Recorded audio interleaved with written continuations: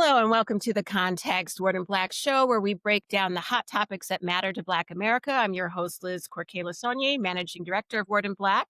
And this is my esteemed co-host. Hi, I'm Joe Williams, your co-host and Deputy Managing Director of Word and Black. Be sure to visit us on the web at wordandblack.com. You can subscribe to our newsletters and follow all the links for our social. But as Black America's Digital Daily, we break down all of the issues that matter most to you. And to help us do that today, we have an expert panel with us. First up, we have Dr. Andre Perry, a senior fellow and director of the Center for Community Uplift at the Brookings Institute. He's also the author of several books, including the most recent Black Power Scorecard. Dr. Perry. Hello, everyone. It's a pleasure to be with you. Hello, hello. We also have Word in Black's health reporter, Jennifer Gore, our religion reporter, Reverend Dorothy Bulware, and our multimedia reporter, Shernay Williams. Today, we're going to be talking about what exactly is happening with the government shutdown. We had 40 days of drama and then the deal was reached, but all the news is moving super, super fast. So to give us the state of play currently, Joe, tell us what is going on. Thanks, Liz. Well, it's been a crazy time here where I am just outside of Washington with the longest government shutdown in history. Looks like it's coming to a close. The Senate has just voted to pass a spending bill that's going to end the shutdown. Now, the House is going to come back in session in the next couple of days, approve the bill that the Senate passed, then a combined bill resolved between the two chambers of Congress goes to the desk of President Trump. But even though it's all but over, this shutdown has affected just about every aspect of life, from flights being canceled to national parks being closed, to museums shut down, federal employees working without pay. It's just been madness. But the lapse in SNAP benefits, the food stamps and EBT cards that people use to actually keep from going hungry has pretty much dominated the conversation. Although it hits across the country, the effect that the pause of the SNAP shutdown has hit Black families the hardest. It's also easy to see why. SNAP, although it helps 1 in every 8 Americans put food on the table every month, it includes just over 10 million Black people. That's a fairly high percentage. And the average monthly payment is around $187. So you get about $187 loaded onto your EBT card that's got to last you for the entire month. Now, the White House had access to emergency funds to try to fund it fully during the shutdown, but they didn't want to really do so. So the states sued the federal government.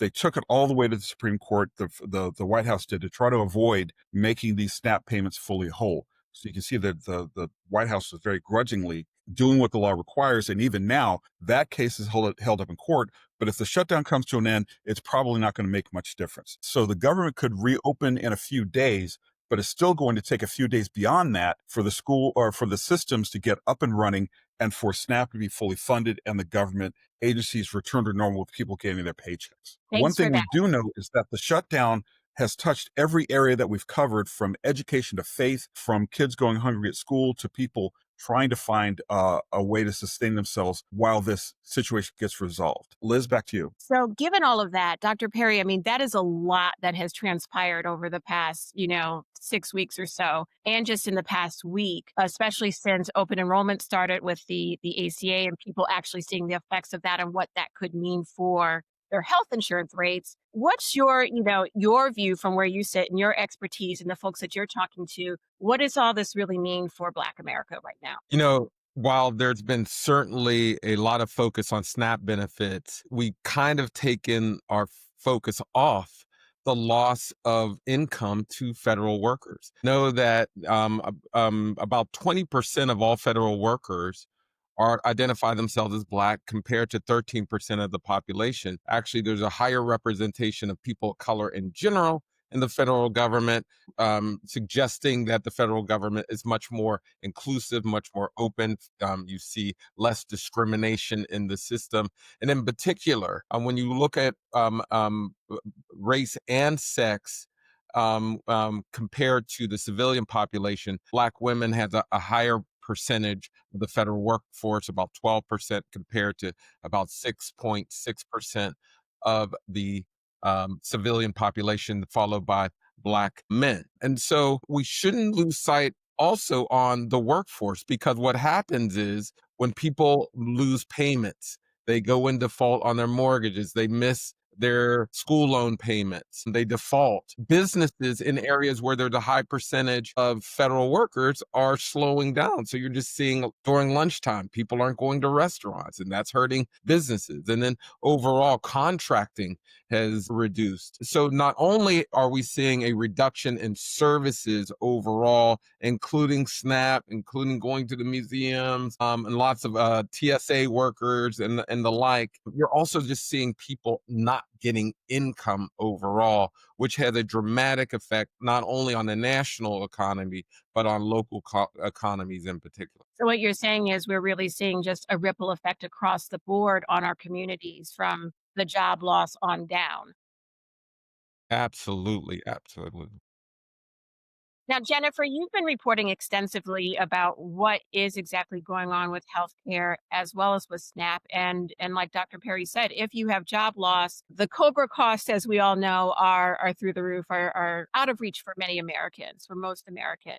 What are you seeing? What's been happening? What are you noticing on the ground? And what are people telling you is happening with healthcare right now and with access to SNAP? But let's start with healthcare first. Yeah, so the Affordable Care Act actually is I don't want to say the bugaboo, but seemingly has been the main cause of contention that prevented the Congress from passing a budget in time before closing. So these tax subsidies that were put in place in 2021 under Joseph Biden will expire in December. And of course, now people are seeing how much they're going to have to pay when they don't get the tax subsidy at the end of December. And we're seeing numbers that are actually horrific. I mean, we're seeing people's premiums double, in some cases triple. No one can really tolerate that unless they are millionaires. So even people who make up the higher end of the scale, about 100,000 for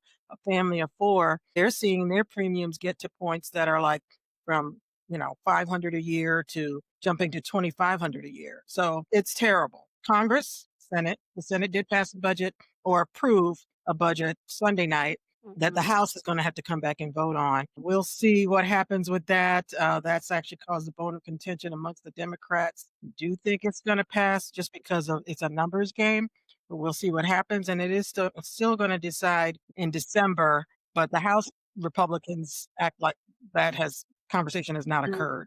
So long and short, people are going to see their premiums go up. And when ACA premiums go up, the nasty little secret is that all health insurance costs go up. So that's about where we are right now. We've got roughly 10 million African Americans, Blacks, et cetera, are on ACA, and there's no way that no one is escaping this. Now, Liz, can I just add to that?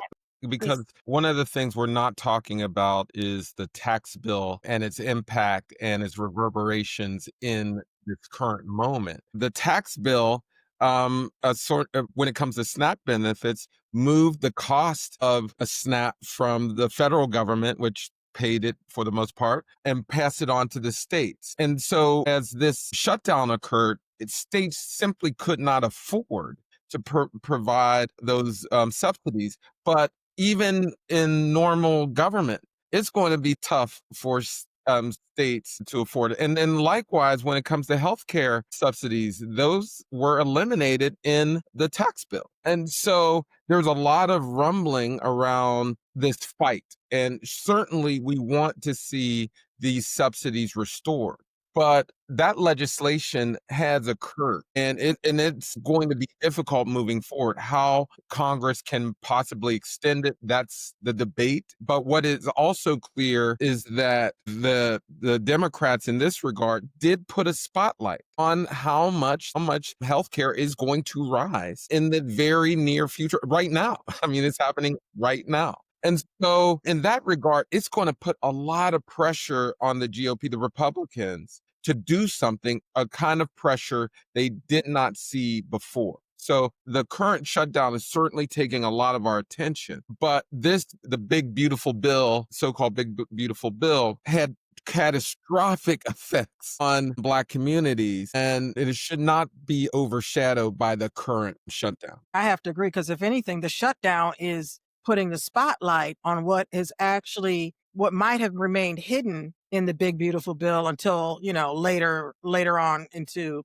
the early part of 2026. But now all of that jumped up into like stark relief because people are like, oh, wait a minute, wait, ACA is getting changed right now, and these changes are going to be forever. And meanwhile, the tax cuts as well. The tax cuts are forever, and they are up to $4 trillion over the next 10 years. Whereas the government is trying to act like it's hard to pay $100 billion for SNAP, which is like $187 a month for families. They're acting like that's big money when meanwhile all of the cuts definitely shifted benefits toward the wealthy and away from everyday citizens. Last night I was in an Uber and I, asked the driver, how long have you been driving? And he said he's new. And I said, oh, and he said, well, I'm actually a plumber. And I said, oh, okay, this was a first. And so I asked him, well, why did you start driving Uber? And he said, well, because the cost of my health insurance is going to be going up. And I know I'm not going to be able to afford it, but I have to have health care for my kids. And since he just is an independent plumber, he's been on the ACA and he saw like there's no way that he's going to be able to cover them. So he figured if he would pick up some shifts for Uber, that could be a way. And he was exhausted because he's been out working, all day long on a construction site, and then here he is driving Uber, which brings me to the question that I hear people oftentimes posing. What is the point of this? Why repeal these subsidies? Why do all this knowing that Americans cannot afford these increases? A plumber, the working class American, cannot afford these increases. Dr. Perry, what is behind this? What is the point of this? Well, we are really, I mean, when I say we, the administration is really building a policy platform based upon stereotypes and falsehoods that we know that a great deal of Americans are working and they're still poor. The rise of cost of living, the rise of inflation is really outpacing income, and there's a greater need for subsidy.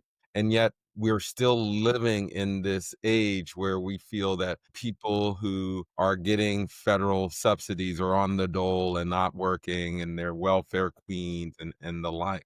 The reality is all Americans are struggling at this point. I mean, regardless of race. I was in North Texas recently visiting a university, HBCU Wiley, and along the way we went past a food pantry and it was a very diverse line where you saw Latinos, whites, blacks in line in the bread lines. The reality is that the cost of living and inflation is really hurting working class to poor Americans, even and also because of housing prices, middle class Americans can't afford to live in many of the places they are in. And so the reason why we're seeing a lot of this is that we are eroding the social safety net that is actually more needed now more than ever. And that policy, that platform is really built on stereotypes and falsehoods about the state of the economy, the wherewithal of African Americans in particular, and other things. So for me, it really is hard to make sense of why we're doing this other than to I mean, there is this philosophy that you give to the rich and they will somehow trickle those resources down. But we have shown time and time again that does not happen. And so I really, I mean, I could wax poetic about what it's called, but I work at a nonpartisan think tank, and I'll stay in that lane. But it's propped up with stereotypes and falsehoods. Or as I would say, maybe I'll say it for you. If it helps Black people, we're not doing it anymore. So that is oftentimes what it boils down to. Renee, you did some really excellent reporting on, Dr. Perry was talking about the extensive job loss that folks have experienced. And when you're out there trying to get a job, you also kind of have to watch yourself a little bit, as you found out. Tell us about it. What did you uncover? Absolutely. And so I focused primarily on LinkedIn because when I log in, and you all can probably relate to this, I constantly see on my timeline people who have lost their jobs or, they're looking for work, they were laid off, and that's federal workers and beyond. It really is across all fields. And so, LinkedIn is a place that people turn to to find that job, to put themselves out there in front of new people. But is it really safe though? And so that was the main question for that particular story, because we put information out there, when we graduated from college, where we're working, what type of work that we're doing. And so I wanted to speak with some professionals about whether that is actually a good idea. And so I spoke with someone from the Electronic Frontier Foundation and then a career coach as well to get their perspectives. And, what I heard is that it's really up to you to use it at your own risk, right? So of course, there are the benefits, like I just shared, about getting in front of new people, showing your network exactly what you've been working on. And the reality is that when we log onto our computers at any moment, we are putting ourselves at risk, possibly, of someone stealing our identity or using our information not in the best way. So there's risk everywhere, but just to be safe. And they did present a couple of different things. If you do plan to use LinkedIn to fund your job search, use your professional email address whenever possible. So not using your personal one. Don't post your cell phone number, opt for those DMs to communicate as opposed to putting all your information in a public post. And then they also said that, don't rely on LinkedIn, period. So don't just endlessly apply to the job listings that you see online, because everyone is doing that and they're being inundated with the people who are applying. So maybe when you see a post of interest, see, do I have a mutual connection there? Someone who can connect me with the hiring manager.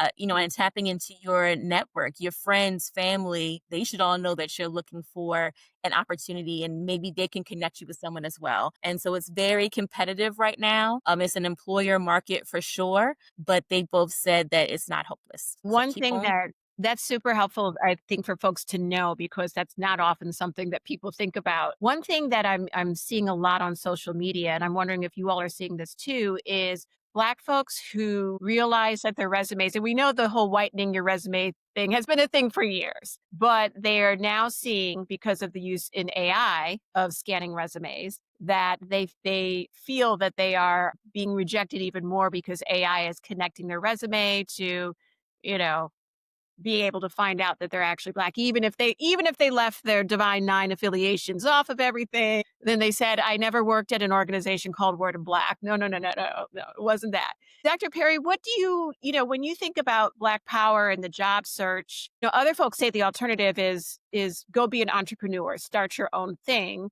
Is that a viable option for folks now? And is that what we need to do you think, to get us, to a place of greater safety at this time? There are a couple of responses. One, we always have to work on discrimination, because if there's discrimination in our systems, you're essentially allowing the economy to pickpocket Black Americans without anyone, batting an eye. And so you always have to think about discrimination. And I used to say this all the time when there was all these attacks on affirmative action and DEI. I did remind people that DEI and affirmative action were never the goals of policy. It was always to have fair access to capital markets, higher education, and in some cases, we sort of accepted discrimination at some level. We cannot accept discrimination, period. With that said, entrepreneurs, we did some research on the personality traits that predict for entrepreneurialism. Black people are more likely to be entrepreneurs than other groups. And we have actually seen an increase in employer firms. Those are firms with more than one employee since 2017. The first Trump administration, a pandemic, the Biden administration. We have not yet gotten the data yet to get the more recent numbers, but at least from 2017 to 2023, we've seen significant increases in the share of employer firms, which is encouraging, suggesting that Black people are rallying by becoming an entrepreneur, using free markets to feed their families, to provide services, to be a part of the economy. And this is encouraging. But I just want to emphasize this, though, because people will say, oh, that's because there's discrimination. You can do both. You can eliminate discrimination And we need to participate in free markets in this way, because in many ways, for the descendants of the enslaved to now own businesses, to now have employees, it's a statement about where we're progressing as a country. Reverend And can Bulware. I add something really Oh, quickly, Liz? Turner, yes. And so we, Black women in particular have been at the forefront of, like, lately really creating these businesses, right? But then we're still seeing hits from what we're experiencing this year, because the Minority Business Development Agency, which is a federal agency, Trump has really slashed that agency, made significant cuts, and now he's laid off the majority of the team, if not all of the team, in this past month. And so that whole agency's purpose was to support Black and minority owned businesses and help them get, contracts that they were not receiving before, and just to help them grow. And they have resource centers around the country. And so I'm really curious to see what's going to happen with those resource centers. Will they continue to be able to serve the communities in spite of all that's happening? But yeah, it's entrepreneurship is definitely a ticket for some people, but we need the support, right? Because you can start a business, but you need the funds. You need to know how you can access capital to continue to grow that business. You need to have those networks. And so, yeah, it's just an interesting. And to put one finer point on it, access to contracts with the federal government are very important, and there's been retrenchment in that area. So we talk about supplier diversity at the federal corporate level, but means that we're going to have to be aggressive about getting contracts at the municipal level with local hospitals, school districts, universities. So entrepreneurs will adjust, but we always have to remember that we are taxpayers and we deserve access to federal, state, and municipal contracts just like everyone else. Well, see, that also brings up an interesting question that I have for you, Dr. Perry, which is in research that I've done recently, we know that the federal government and that federal jobs, state jobs, basically union jobs, have really done the bulk of the work of helping build the Black middle class. Yeah. Now, we saw that during the early days of the administration, DOGE kind of swept through, hollowed out a lot of parts of the government. And we also see reports that Black women in numbers north of 300 million are without jobs. Can you put a nexus between the two, that on the one hand, we had the sweeping cuts to federal government, but on the other hand, we're seeing high rates of Black women in the unemployment lines, and how those things connect to the theory that you just talked about, where we're taxpayers and we deserve the access to these kinds of funds to build generational wealth? Well, there is a direct connection, particularly in locales where there's a high percentage of Black women federal workers. I mean, I live in the DC area. Yes, unemployment rates have dropped dramatically in Virginia and Maryland because many of those federal workers are now being absorbed in those states. However, the loss of just jobs overall for Black women, as I mentioned, Black women and Black men, I always got to remind people, Black men are not that far off Black women. Yes, Black women are much more highly represented in the federal workforce. And so when you go after the Consumer Protection Bureau, when you go after the Department of Education, when you go after Health and Human Services, you're going after the Black workforce. And the reverberations are enormous because guess what? They own homes. Their families or businesses. And the reduction in income at a personal level is dramatic, but that loss of potential property taxes and income taxes at the state level reduces the social safety net in localities. And so, this is an assault on the well-being of people and communities. And we need these services. Like, I can't say that it's not like we're just working to get a job. People are going into federal work because they actually want to help communities. Going back to the mail worker days and all these other things, that this was a service to our country, to our communities. And right now we're seeing an assault. So there's a direct correlation between job cuts and unemployment, particularly at the local level. Okay. Reverend Bulware, so you have done some reporting about how Black churches are stepping up as they always have. What are you finding is happening at that level with our faith communities? Well, of course, as you say, the churches have always been a source and a resource for its members, but also for the community at large. And what's happening is the very money that churches are depending on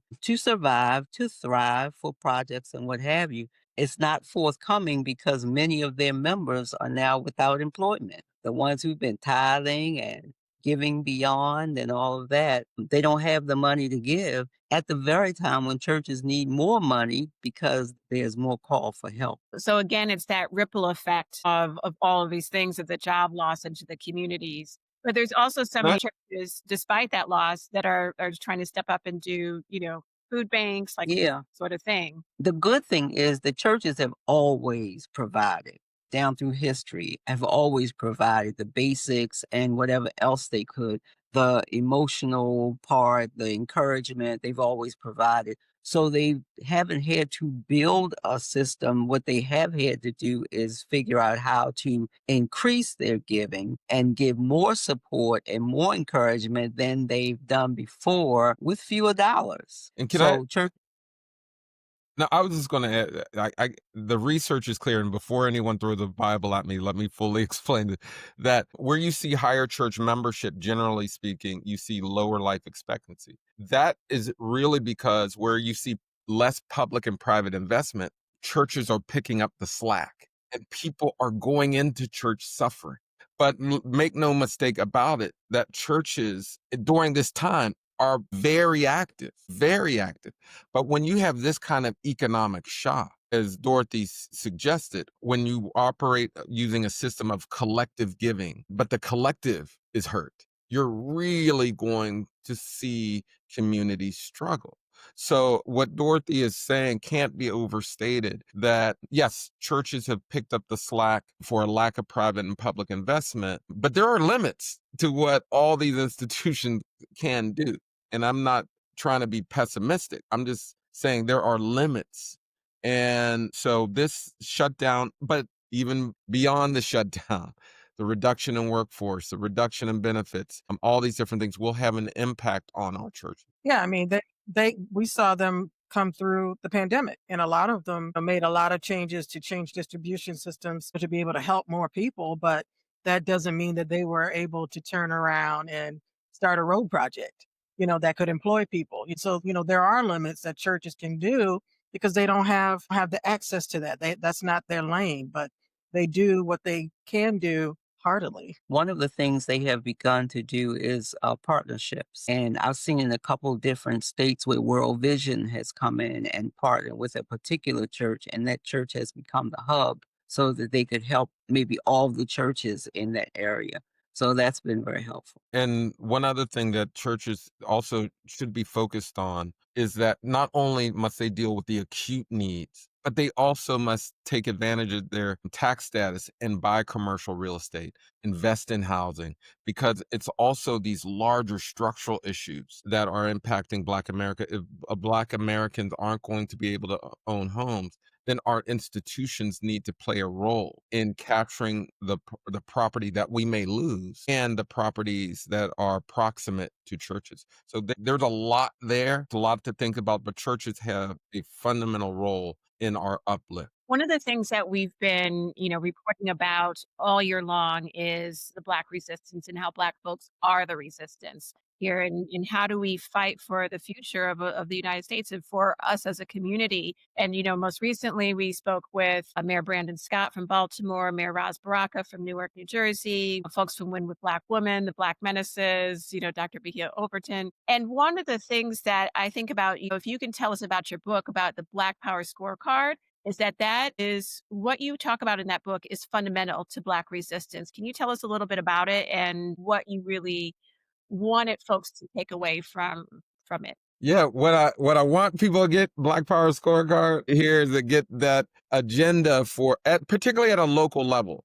We generally know what enables Black people to thrive, but now more than ever, we have to rely on the assets that are within our grasp. And right now, yes, there's a focus on federal government, but we have local resources, local leaders that can actually move the needle in terms of longevity, thriving, and overall well-being. We have to leverage our local school district. We have to leverage our municipal governments and their contracts. We have to lever hospitals and banks at the local level. Our CDFIs have to be more activated. So we have to just be more community facing. That certainly jives with what you were saying earlier, Liz, about this sort of, you got to, the cavalry isn't coming. We have to work together on these issues, and we have to come up with shared strategies now more than ever. But we have to focus on, this is where sometimes I get in trouble for saying this. We have to focus on power. With like swag surfing on the White House lawn, it's in power. How many Grammys Beyonce wins? It's not power. It's home ownership. It's business ownership. It's clean air, water. It's our churches. These things have to be prioritized. And when we get into these podcast fights and all the, like, that's not going to save us. It's going to be, do we have people who have a safe living environment? Do we have people who can purchase goods and services within walking distance? Do we have clean water? We have got to prioritize, because even before Trump took office the first time, we did not have that legislative agenda. We had executive orders that can go away, and we're seeing it now. We can use this moment in time to get back to the focus on what enables our communities to thrive. And that's what I'm hoping will come out of it. So many folks feel really discouraged. One of the things that Dr. Overton says, which I love, is she says that you have to beam love and light to Black folks. And what is your piece of advice, if there's like one thing you tell folks now so that they don't get discouraged and they can keep going? What is it? If you know me, you will hear me say this like it keeps my teeth white, that there's nothing wrong with Black people that ending racism can't solve. That comes from the research that we did on housing devaluation, where we found that homes in Black neighborhoods are underpriced by the 48,000, 156 billion in lost equity across the country. But a lot of that research pointed out that our assets are much more valuable than they are, that our businesses are stronger than they are priced. Our schools are stronger than they are priced. We then have to animate the assets and the strength in community, because what I've learned from doing all this work on value is that we impute value, we give value to things. And what I don't want to happen is us to lose sight or to think that there's something wrong with us. No, we have strength. We have been in precarious situations, and there's going to be pain. But we all know that in our communities, there are people, institutions that can carry us through. And so I'm encouraged every day, because I'm meeting people who are organizing, mobilizing, strategizing, doing great work. Like Word in Black, like you guys are doing it, but you just got to keep pressing. Like it's hard because you're facing headwinds. We all are, but you got to keep pressing because there's strength in our institution. Thank you so much for joining us today, Dr. Perry. I hope we can have you back again to spend some time with us and share your expertise and insight. Thank you to Reverend Bulware, to Jennifer Porter Gore, to Joe Williams, and Shernay Williams. I'm Liz Corquet-Lasonia, your host, and please follow us across social. We're Word in Black and Word in Black News, and visit us on the web at wordinblack.com to stay up to date on all of the things that matter to Black America most.